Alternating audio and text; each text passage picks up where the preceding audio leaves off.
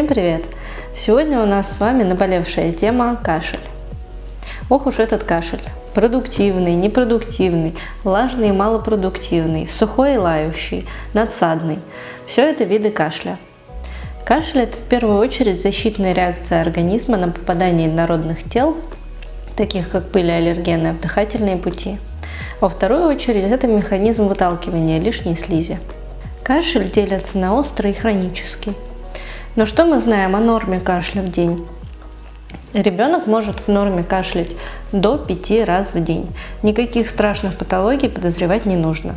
Если этот кашель появляется после смеха или бега, это нормально. Тогда, когда же беспокоиться? Когда кашель достигает количества нормы за один заход, а потом появляется еще в течение дня. Также нужно понимать, что кашель не всегда дает болезни легких. Это могут быть проблемы с ЖКТ, так называемая рефлюксная болезнь. И тогда ребенок кашляет после приема пищи или в горизонтальном положении. Давайте все-таки разберемся, что такое острый кашель. По классификации срок такого кашля до 2 недель. Причина тут – респираторное заболевание. А у него есть несколько вариантов. Кашель из-за насморка, когда ребенок пытается убрать раздражающую слизь, бронхит, воспаление бронхов с схождением мокроты, пневмония, осложнение ОРЗ, когда воспаляется легочная ткань.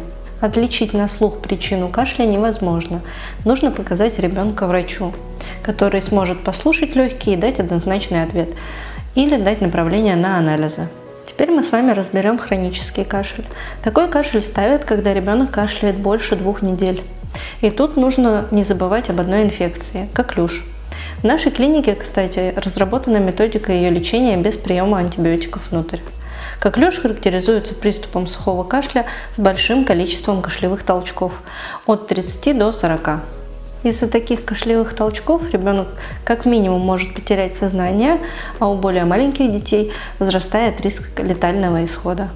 Далее такой кашель бывает проблемой ЖКТ, как упоминалось ранее. То есть происходит заброс желудочного содержимого в пищевод, за счет чего происходит раздражение и возникает кашель. Это состояние можно профилактировать. А именно, у малышей это удержание столбиком после кормления, угол наклона кроватки 15 градусов со стороны головы. Старшим же деткам не рекомендуется лежать после приема пищи, носить узкую одежду или утягивать пояс. Это характерно для девочек подросткового возраста. Заниматься спортом сразу после еды. Если все-таки ребенок начал кашлять после еды, желательно сходить к врачу. Иногда встречается неврологический кашель. Этот диагноз исключение.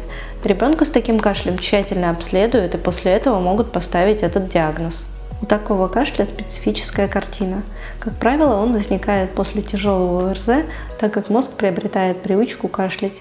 И по ночам ребенок не кашляет, так как мозг спит и не контролирует процесс.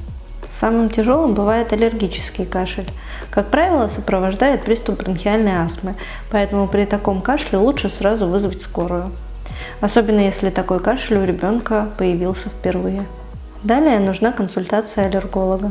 При глистной инвазии кашель редко встречается, и его легко пропустить. Поэтому нет смысла при каждом кашле сдавать анализы кала, проще делать это 2 раза в год и сдавать преимущественно кровь, так как она лучше показывает заражение.